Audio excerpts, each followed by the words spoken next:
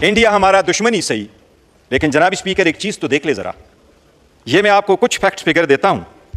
पाकिस्तान का total budget outlay हमारा 62 billion है, जबकि इंडिया 50 स्टेट से एक स्टेट का बजट आउटले उत्तर प्रदेश का 97 बिलियन है। 1930 में गोरों ने सबसे पहले सॉल्ट पे टैक्स लगाया।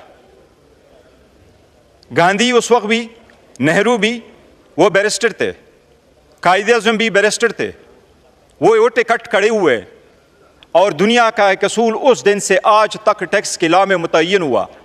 उनका कंसेप्ट ये था कि हर वो चीज़ जो लग्जरी नहीं है उस पर टैक्स नहीं होना चाहिए। गांधी उठा, ऐलान किया कि 300 माइल्स दूर जाऊंगा, वहाँ दरिया के किनारे से साल्ट उठाऊंगा, लेकिन गोरों को साल्ट पे टैक्स नहीं देंगे। इंडिया हमारा दुश्मन ही सही, लेकिन जनाब स्पीकर एक चीज़ तो देख ले ज़रा। ये मैं आपको कुछ फैक्ट फिगर देता हूँ। पाकिस्तान का टोटल बजट आउटले हमारा 62 बिलियन है, जबकि इंडिया 50 स्टेट से एक स्टेट का बजट आउटले उत्तर प्रदेश का 97 बिलियन है। हमारा total tax revenue 50 billion, revenue 50 billion, जबकि उत्तर प्रदेश का 80 बिलियन। हमारा टैक्स रेवेन्यू उनके टैक्स रेवेन्यू से 16 बिलियन कम है। जनाब स्पीकर, नरसिम्हा राव की हुकूमत थी, मनमोहन सिंह फाइनेंस मिनिस्टर थे और वाजपेयी अपोजिशन लीडर थे। वाजपेयी ने स्पीच की और मनमोहन सिंह के फाइनेंस बजट पे बड़े एतराज़ात उठाए। वो बड़ा केयर करते थे। आप इस वक्त देखा है जनाब स्पीकर, हुकूमत का कोई मिनिस्टर भी नहीं बैठा, न कोई इनकी कोई ऐसी टीम बैठी नज़र आ रही होती है कि कोई आप बोलेंगे तो ये कोई नोट्स ले रहे होंगे।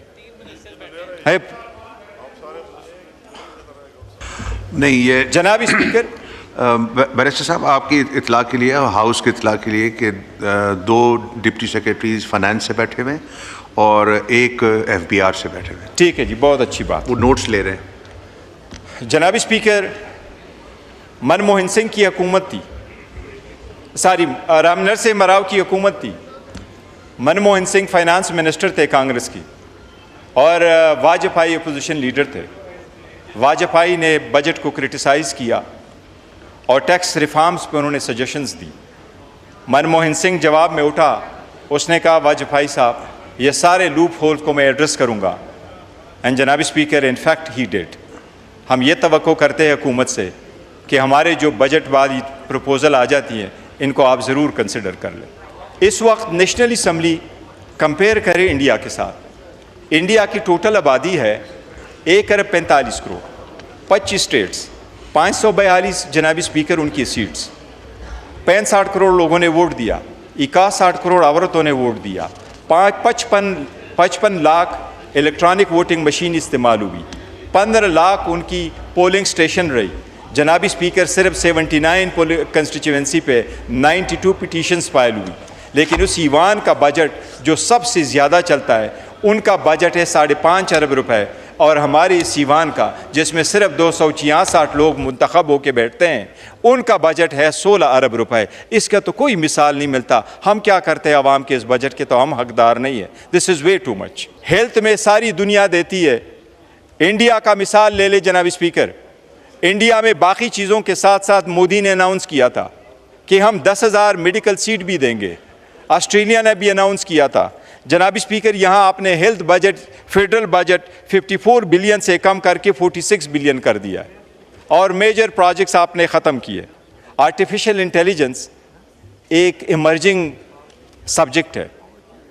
इस हुकूमत के सारे डॉक्यूमेंटेशन में आर्टिफिशियल इंटेलिजेंस का जिक्र नहीं है, जबकि इंडिया के निर्मला सीतारामन ने जो फाइनेंस मिनिस्टर ने 8th बजट अभी पेश किया फरवरी में, उन्होंने 500 करोड़ रुपए अपने आर्टिफिशियल इंटेलिजेंस के लिए रखे। हुकूमत को चाहिए कि अगर हमने मुकाबला करना है, अल्हम्दुलिल्लाह हम जंग जीत गए उनके मुकाबले में, हम फ़ौज को खराज तहसीन पेश करते इस बात पे और कौम के यकजहती को सलाम पेश करते और इमरान खान की जदोजहद को सलाम पेश करते जिन्होंने सख्त वक्त में कौम को यकजा कर दिया था। लेकिन जंग सिर्फ दुआएं से नहीं जीती जाती, कौमें सिर्फ दुआओं से नहीं जीती जाती, सब्सटेंशियल फैक्ट भी करना चाहिए होता है। अल्लाह ने हुजूर सल्लल्लाहु अलैहि वसल्लम को जब पहली मरतबा आयत नाजिल फरमाई तो पहली मरतबा आयत ये थी, वमा रमैत इज़ रमैत वलकिन्नल्लाह रमा। अल्लाह ने फरमाया वो कंकरियाँ आपने नहीं फेंकी थी, वो अल्लाह ने फेंकी थी। जब आपने कंकरियाँ फेंकी वो आपने नहीं फेंकी थी, वो अल्लाह ने फेंकी थी। जनाबी स्पीकर, बरकत तो अल्लाह डालता है, बट अल्लाह का इंसान के लिए इतना तो है कि इतना सही तो करो कि कंकरियाँ तो फेंको। अब तो वो कंकरियाँ फेंकने से कासिर हो गए।